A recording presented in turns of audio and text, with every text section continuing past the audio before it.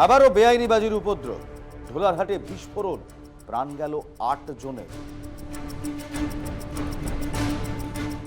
Licence নিয়ে অবৈধ বাজি মজুত হলো কার নির্দেশে?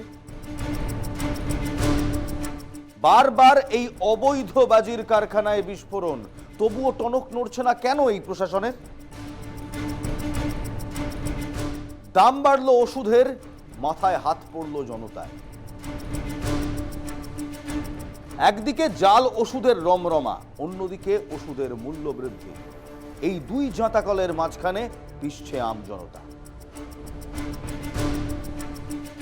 বঞ্চিত উত্তরবঙ্গ, দিল্লিতে আবার সরব বঙ্গ বিজেপি।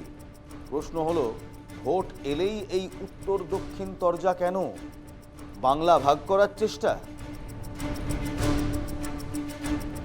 আমিল মা সৈয়দ, আর আজ ঠিক সন্ধে 7টায় সেই সমস্ত খবর নিয়ে কথা হবে যা আমার আপনার দৈনন্দিন জীবনে সমস্যা করে, প্রভাব ফেলে। ঠিক সন্ধে 7টায় দেখুন NK TV Bangla prime time ground report.